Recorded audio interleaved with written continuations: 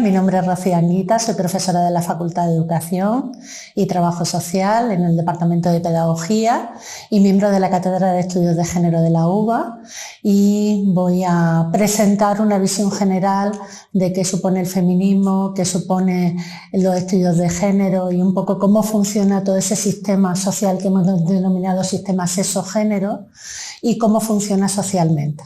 Para empezar, yo creo que lo mejor es definir qué es el feminismo, porque en realidad todo esto parte de una teorización que se hace desde hace como unos 300 años, 250, se empieza a teorizar por qué las mujeres tienen una posición diferente y jerárquicamente inferior sobre los hombres en el mundo.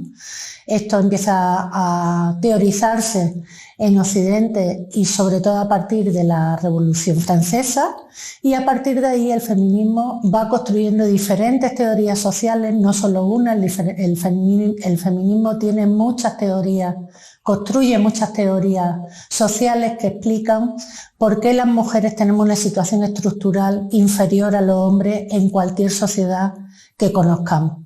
Además, el feminismo tiene otra virtualidad, y es que además de ser una teorización social y una potente línea de conocimiento en los estudios reglados, digamos, en las universidades y como área de conocimiento, y atravesando todas las áreas de conocimiento, también es un movimiento social.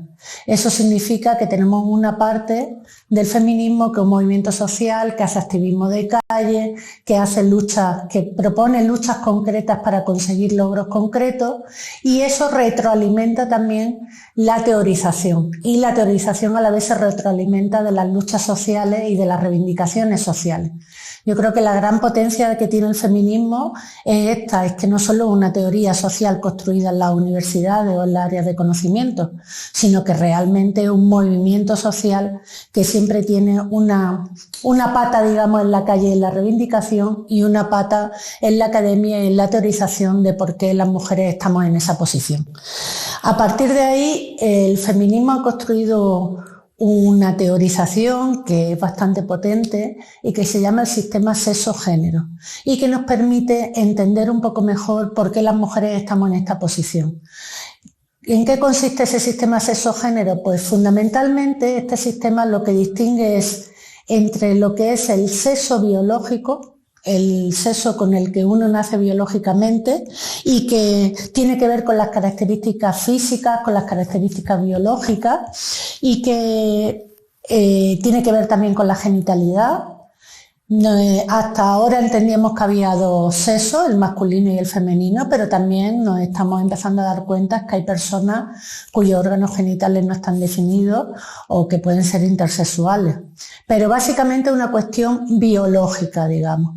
Y luego hay un sistema género, que es un sistema construido, que tiene que ver con las características psicológicas, sociales y culturales que asignamos a las personas.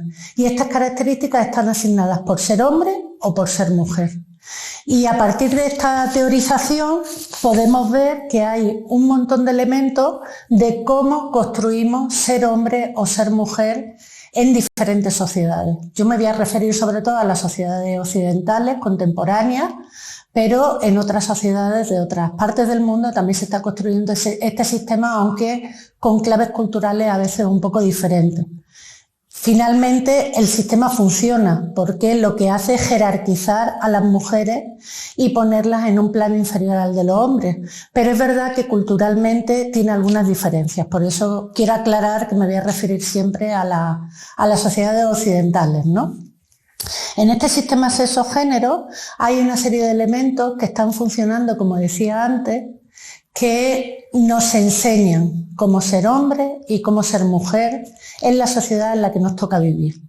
Entre los elementos de ese sistema, el primero de ellos tiene que ver con los roles, que es el papel que este sistema otorga a las personas en base a su sexo biológico, en base a de yo soy hombre o yo soy mujer biológicamente según mis genitales. Y en todas las culturas existe esta división. Estos roles de género, ¿qué hacen? Hacen que asignen unas determinadas funciones a los hombres y unas determinadas funciones a las mujeres. Las funciones asignadas a los hombres tienen que ver con la producción de bienes materiales y con la vida pública. Los hombres son los proveedores, los que salen a trabajar y los encargados de proveer al núcleo familiar de recursos. Y las mujeres, mientras, son las encargadas de los cuidados y de la reproducción de la vida y han estado típicamente vinculadas a la vida privada. Digamos que las mujeres siempre hemos estado vinculadas en este sistema a la reproducción, al cuidado de todas las personas que tenemos alrededor y eso básicamente en la esfera doméstica y en la vida privada. Y estos dos elementos estaban totalmente separados y estos roles totalmente asignados, digamos. Claro, todo esto tiene que ver con un estatus, un rango de género. Como decía, el problema no es que tengamos roles separados y asignados, el problema es que hay una jerarquización de esos roles y que no vale igual lo que hacen los hombres que lo que se ha asignado y hacen las mujeres. Este estatus o rango de género tiene que ver con una palabra un poco difícil, pero que es fundamental entender, que es el androcentrismo.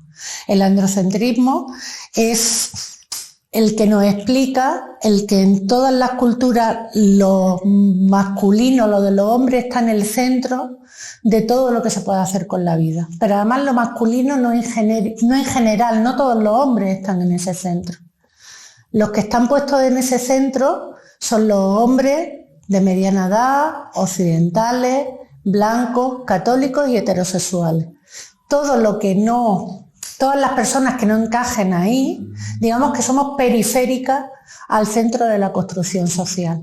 Por eso entender que el androcentrismo es muy importante, porque toda la cultura y todo el conocimiento se ha construido alrededor de esa idea, de la idea de que desde esa perspectiva de donde hemos mirado la realidad, hemos hecho preguntas, hemos buscado respuestas y hemos buscado soluciones sociales. Y desde luego ahí las mujeres nunca han estado, ¿no? Han estado muy, muy periféricamente y por esto, por ejemplo, hablamos de cuando las mujeres no aparecen ahora, casi de hace poco el Día de la Mujer y la Niña en la Ciencia. Bueno, pues es que las mujeres no hemos estado en el sistema científico hasta hace muy poco, pero lo que es peor es que nuestras preguntas, nuestras preocupaciones y nuestras vidas tampoco han estado en el sistema científico. Nosotras no somos las que hacemos las preguntas, no somos las que proponemos las soluciones desde nuestro punto de vista, con lo cual la ciencia sigue respondiendo, digamos, a ese modelo androcéntrico de las preguntas que se hacen esos determinados hombres, que ni siquiera son todos los hombres, porque los hombres ancianos, por ejemplo, no están ahí, los niños y las niñas tampoco están ahí. Quiere decir que hay mucha población que es periférica a ese centro, ¿no? Y que desde luego ese centro no es la mitad de la humanidad ni de lejos, como somos las mujeres. Esto ha llevado a que, por un lado, las mujeres no participemos en la construcción del conocimiento o participemos muy periféricamente, muy en los bordes del sistema, pero también ha llevado a la enajenación de nuestros propios cuerpos y de nuestras propias vidas. Al final, este androcentrismo hace que, por ejemplo, profesiones que han sido típicas de mujeres en la vida pública, aunque había pocas, pero las hay peluqueras, cocineras, enfermeras, profesiones típicamente de cuidados que han sido asignadas a las mujeres toda la vida, cuando las ocupa un hombre, se transforman y ya son otra cosa. Y ya no es la misma profesión y tampoco tiene el mismo estatus social. El estatus social cambia cuando hablamos de un cocinero, porque si ya un cocinero es ya una profesión relevante que te puede llevar a tener un estatus y un rango y tener una posición, pero si hablas de cocinera, pues no es lo mismo, ¿no? En este modelo, los sistemas de legitimación del género tienen que ver también con los sistemas de creencias. Vamos construyendo creencias por los cuales nosotros y nosotras mismas pensamos qué podemos hacer como hombres y como mujeres y qué no podemos hacer. Y esas creencias también tienen que ver pues con los mitos, las religiones, la cultura, todo eso se va construyendo, no es un discurso plano. Digamos que todo el discurso social y en todos los ámbitos sociales vamos construyendo qué podemos ser como hombres y como mujeres. Por supuesto, en el cine, en la literatura, todo lo que vamos leyendo, todo lo que nos va llegando nos habla de diferentes modelos de ser hombre o mujer y yo qué puedo ser y qué no puedo ser definitivamente. En esto, los estereotipos tienen un papel fundamental. ¿Por qué? Porque los estereotipos son modelos rígidos de masculinidad y feminidad. Y con esos modelos nosotros digamos que miramos el mundo y juzgamos a toda la gente que tenemos alrededor. ¿Cuál es el problema de los estereotipos? Que toda la persona que no se ajusta exactamente al estereotipo masculino o femenino, pues tiene muchísimos problemas. Los estereotipos son fatales para las mujeres, porque a lo largo de la historia nos han impedido, por ejemplo, salir a la vida pública, ejercer una profesión, decidir si queremos o no ser madres y otras miles de cosas, pero es que a los hombres tampoco les ha ido mejor, porque todos los hombres que se salen del estereotipo del hombre con sus características, pues de ese modelo de masculinidad, pues es un hombre que está en los márgenes y que va a sufrir porque no se ajusta a ese modelo, ¿no? No se ajusta al modelo que estamos pensando de qué es ser un hombre y de qué es ser una mujer. Un poco más adelante retomaré este tema con el tema de las identidades, que me parece muy relevante también para el debate que se está produciendo ahora mismo en nuestro país sobre este tema. ¿Todo esto cómo funciona socialmente? Pues funciona a través de normas, a través de sanciones y a través de premios, como casi todo el sistema social. Estábamos diciendo que hay muchas normas y sanciones que básicamente se proyectan sobre el cuerpo y la sexualidad de las mujeres, que yo creo que ha sido uno de los principales campos de batalla en todo esto, porque el cuerpo de las mujeres tiene una potencia simbólica muy potente, puesto que somos las encargadas de la reproducción y de la crianza de las nuevas generaciones, y además ha habido unos discursos muy muy fuertes alrededor del control del cuerpo de las mujeres y qué podíamos hacer las mujeres con nuestro cuerpo y con nuestra sexualidad, ¿no? Para ver un poco esto de las normas y sanciones, a mí me gusta mucho hablar de una teoría que tiene Alicia Puleo, que habla del patriarcado del consentimiento y del patriarcado de coerción. ¿Por qué? Porque hay normas y sanciones, digamos, blandas, que permiten tener sanciones, pero que sobre todo que nos indican el camino a seguir y nos intentan convencer. Eso es un patriarcado de consentimiento. Cuando yo estoy mirando un anuncio de televisión, cuando miro una revista de moda, cuando miro una serie de televisión, ahí hay toda una serie de modelos de cómo ser hombre o cómo ser mujer, que lo que están intentando hacer es convencerme de que esos modelos son adecuados para mí. De hecho, este patriarcado de consentimiento yo creo que es muy frecuente y que lo tenemos muy asimilado, porque finalmente casi todas las mujeres en Occidente nos miramos y pensamos si estamos gordas o flacas, si nos sobra un Michelin por aquí o nos tenemos que pintar el ojo por allá. Todo esto tiene que ver con esos modelos que vamos asimilando y del que ahora después hablaré, y que terminan mandándote las normas, digamos, de una forma blanda para que tú las asimiles y para que tú te convenzas de que esas normas son para ti, ¿no? Luego hay un patriarcado de coerción, que digamos que es un patriarcado violento, que a través de la violencia intenta que las mujeres nos acoplemos a ese sistema. Claro, en este patriarcado de coerción hay represiones, hay violencia. Un caso típico es el caso de la ablación del clítoris de las niñas en algunas zonas de África, ¿no? Donde está claro que a través de la violencia yo voy a controlar tu cuerpo, voy a controlar tu sexualidad y voy a controlar qué puedes o no puedes hacer con tu cuerpo, ¿no? En otro sentido, en Occidente también tenemos el tema de la violencia, del que hablaré un poco más adelante, el tema de la violencia de género, que también tiene que ver con el patriarcado de coerción, que es mediante alguna forma violenta yo te digo lo que puedes y lo que no puedes hacer, ¿no?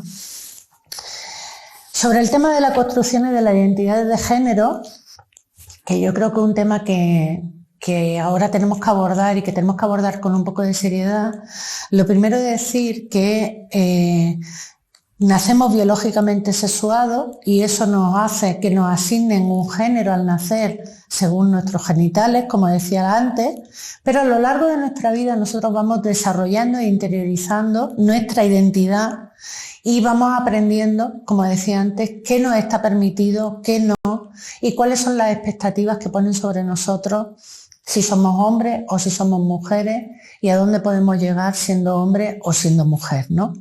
Las identidades de género, por tanto, son construcciones sociales que se van haciendo, que se van adquiriendo a través del proceso de socialización, y en ese proceso de socialización intervienen todos los agentes de socialización.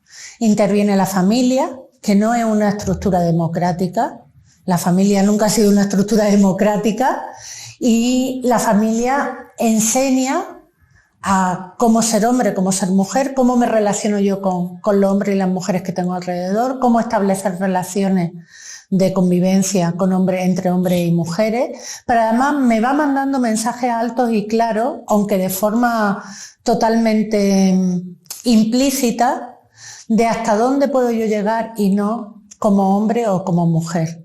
En esto las expectativas de la familia son brutales. Es igual que las expectativas de la escuela, funciona muy muy bien y de una forma muy eficaz sobre los niños y las niñas y sobre qué puedo ser yo y qué puedo hacer yo en la vida siendo chico o siendo chica. Y todo esto, el problema es que antes se producía de una forma, digamos, muy explícita y era muy fácil enfrentarse a estos discursos. Porque si tu padre te decía, no, tú no vas a poder estudiar en la universidad, era muy fácil decir, no, hasta aquí he llegado. Claro, el problema es que ahora todos esos discursos no son explícitos. Ahora todo eso está implícito. Y está implícito desde el día que nace y pone el pie en este mundo, porque tu propia familia se dirige de forma diferente a ti si eres niño o niña, y de esto hay ya muchísimos estudios realizados. Te impele a hacer diferentes cosas si eres niño o niña. Si eres niño vas a ser un machote, vas a jugar al fútbol, venga, te caes, no pasa nada, no se llora, pa'lante. Y si eres niña, pues no te va a mandar esos mismos mensajes. Te va a mandar el mensaje de qué bien, juega con muñecas, esto que parece totalmente atrasado, está hoy a la orden del día. Seguimos teniendo niños y niñas que de forma natural ellos piden jugar con muñecos, digamos, de acción, con coches, con cosas que tienen que ver con acciones, y niñas que siguen queriendo jugar con la cocinita, la muñeca y a barrer la casa. Y la verdad es que es curioso porque yo ahora me encuentro muchas familias jóvenes que dicen, no, si nosotros no le estamos diciendo nada, de verdad, ¿eh? Es que ella sola o él solo va para ese sitio. No, no es verdad, no es verdad. Todos los mensajes que les vamos mandando, implícitos, con lo cual es mucho más difícil de trabajar con ellos, nos van diciendo a los niños y a las niñas, les van diciendo tú cómo tienes que ser y tú cómo no tienes que ser. Y eso sigue estando ahí.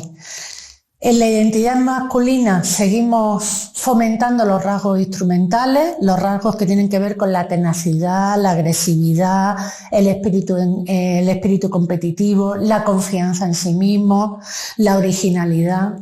En cambio, en las niñas vamos fomentando esos rasgos expresivos del cuidado, la afectuosidad, la obediencia, también la envidia, el cotilleo. Todas esas características que al final dicen, no, no, es que esto es un chico, o no, no, es que esto es una chica, ¿no? Entonces, claro, ¿qué problema tienen esta construcción de identidades? Primero, que es construida. Eso es lo bueno que tiene, que si es construida la podemos deconstruir. Tenemos que volver a aprender a ser hombres y a ser mujeres, pero lo bueno que tiene es que como es una construcción, pues se puede volver a aprender. Pero lo malo que tiene es que son identidades asimétricas, jerarquizadas. No vale lo mismo ser hombre que ser mujer. No valoramos de igual forma socialmente esas identidades masculinas o esos rasgos expresivos femeninos. Ni siquiera en nuestras escuelas, que es un sistema mucho más democrático y mucho más igualitario, donde las mujeres hemos triunfado porque efectivamente era un sistema mucho más igualitario y mucho más objetivo para ver cómo avanza, digamos, cómo aprendes. Pero en la escuela hemos visto esto mismo por parte de profesores y profesoras, y no es que los profesores y las profesoras, cuando tú les preguntas, ¿tú discriminas a las niñas? Te dicen, no hombre, por favor, pero ¿dónde vamos a llegar? Esto ya es cosa de otro siglo. Pero no es verdad, porque al final las niñas que son obedientes, calladas, que se sientan en primera fila, que hacen las tareas de forma ordenada, que tienen los cuadernos primorosos, pero es que son más ñoñas, de verdad. Y en cambio los niños que están en la última fila metiendo bulla, que la mitad de las veces no se enteran, que traen los cuadernos rotos, las tareas a medio hacer, pero fíjate que se le ha ocurrido esta cosa tan original y tan chula. Y esto sigue pasando también en nuestras escuelas. Digamos que los mensajes que estamos mandando en esos procesos de socialización siguen siendo muy, muy diferentes para unos y para otros. Hemos roto algunas barreras, es cierto, las mujeres hemos accedido a la vida pública, hemos accedido a un montón de profesiones, todavía nos quedan algunas, nos queda bastante trecho que recorrer, pero también es verdad que todavía no somos suficientemente conscientes de cómo se construyen estas identidades en base al género. Y no digo nada ahora, cuando tenemos niños y niñas que han nacido con una genitalidad que no se corresponde con lo que ellos piensan que es su identidad de género y con lo que ellos piensan que son niños o niñas indistintamente de su genitalidad, que es uno de los debates que tenemos ahora mismo encima de la mesa. Claro, esto significa, y más que nunca, que la identidad de género es construida, que no tiene nada que ver, o casi nada que ver, con la genitalidad y con la parte biológica de los cuerpos, ¿no? Humanos, masculinos y femeninos. Tiene que ver con cómo me construyo yo como hombre o como mujer y todo eso que lleva implícito. Hasta ahora esa asociación entre la genitalidad y la construcción de identidad era unívoca. Si yo tengo genitales masculinos soy un hombre y si tengo genitales femeninos soy una mujer. En este momento esa univocidad se ha roto. También porque yo creo que el avance en la teorización feminista permite que pensemos que la identidad de género es construida y nos ha permitido llegar hasta esta teorización, y también porque ha habido avances en el campo de la medicina y las ciencias de la salud que también nos permiten otro manejo de los cuerpos, ¿no? Y todo esto, digamos que ha existido así. Desde luego, un elemento clave es que estas identidades tampoco son monolíticas, no hay una sola forma de ser hombre o de ser mujer. Hay muchas formas de ser hombre y ser mujer, diría que tantas como seres humanos. Entonces, claro, esos estereotipos y esos roles que nos encasillan tanto en esos papeles, cuanto más pronto los rompamos, más fácil va a ser que cada niño, cada niña, cada persona, sea hombre o sea mujer, o sea lo que quiera ser, independientemente de los roles y de los estereotipos que son los que, bueno, pues los que nos encorsetan y los que al final hacen que si tú no encajas exactamente en ese estereotipo, pues tengas dificultades y desde luego tengas dificultades individuales y personales para construirte como persona, y haya muchísimo sufrimiento por parte de niños y niñas que no encajan exactamente en los roles, ya sea por un motivo o por otro, ¿no? Por último, no quería dejar de hablar del tema de la violencia de género, porque no deja de ser otro elemento de ese patriarcado de coerción del que hablábamos antes. Es un elemento que está muy presente en nuestras sociedades, que lo ha estado siempre, y tiene que ver con la violencia estructural que sufren las mujeres por el solo y el mero hecho de ser mujeres. No por otros elementos, sino solo por ese hecho, porque vivimos en esa estructura desigual y desequilibrada, donde los hombres tienen el poder, y tienen el poder de decirle a las mujeres tú qué puedes y no puedes hacer. A veces nos convencen, y si no nos convencen, pues ejercen violencia sobre nosotras. De muchas maneras, a veces una violencia bastante simbólica, que tiene que ver con el mundo social, pero también tiene que ver con la violencia psicológica, también tiene que ver con la violencia económica, con no tener independencia económica, y también tiene que ver finalmente con, digamos, lo que ha saltado la alarma en nuestro sistema, que es la violencia física y la muerte de mujeres asesinadas a manos de sus parejas y a manos de otros hombres.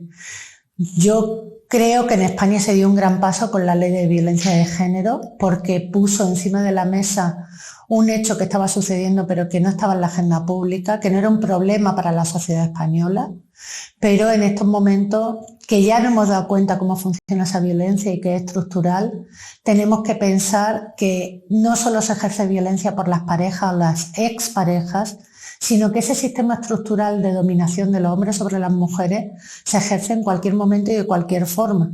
Y hay veces, como pasa con la chica de la manada en Pamplona, que tú no tienes ningún tipo de relación con un grupo de hombres y en cambio un grupo de hombres ejerce una violencia sexual, en este caso sobre ti, sobre tu cuerpo, y eso también es violencia de género. Y eso también debe estar consignado como violencia de género, porque en realidad no deja de ser que un grupo de hombres se cree con la posibilidad de acceder al cuerpo de una mujer que desconoce porque pasa por la calle y le viene a la mano, ¿no? Entonces, todo ese tipo de elementos que están encima de la mesa, yo creo que hay que volverlos a retomar de nuevo para seguir trabajando con el tema de la violencia, pero lo que creo que más hay que seguir trabajando con el tema de la violencia, además de seguir seguir proponiendo medidas protectoras hacia las mujeres, es el cambio cultural. Necesitamos un cambio cultural y un cambio cultural donde las mujeres hemos dado el paso, porque digamos que somos las víctimas y somos las que hemos ido elaborando esas teorías desde el feminismo que nos han permitido saber por qué nos pasan las cosas que nos pasan a las mujeres y por qué hay una estructura jerárquica que nos oprime, pero ese cambio cultural también tenemos que trabajarlo con los hombres, sin ninguna duda, porque si no cambiamos la mentalidad de los hombres seguirán pensando que son el centro del mundo y que dentro de ese aprendizaje de ser el centro del mundo tienen la capacidad y la posibilidad de manejar la vida de las mujeres, lo cual no debería ser cierto en el siglo XXI, ¿no? Entonces, yo creo que ahí tenemos un gran camino que recorrer. Tenemos muchos hombres que se están haciendo aliados, no es fácil, porque es perder una posición hegemónica y una posición de poder frente a un colectivo que no lo tiene. Entonces, perder poder nunca es fácil para ningún colectivo, pero también tenemos que convencerles de que perdiendo ese poder van a ganar una vida diferente y mucho mejor, y que ahora se están perdiendo, porque los hombres ahora mismo se están perdiendo toda la parte de la vida de los afectos, de las relaciones, del cuidado. Toda esa parte se la pierden, no saben cómo manejarla, y es una parte súper rica para el crecimiento personal y para el desarrollo como persona humana. Entonces, creo que están empezando a entender que esta parte también es relevante y que a partir de ahí tenemos que empezar a pensar en una sociedad donde hombres y mujeres seamos iguales, no haya jerarquía y podamos vivir en una sociedad diferente, ¿no?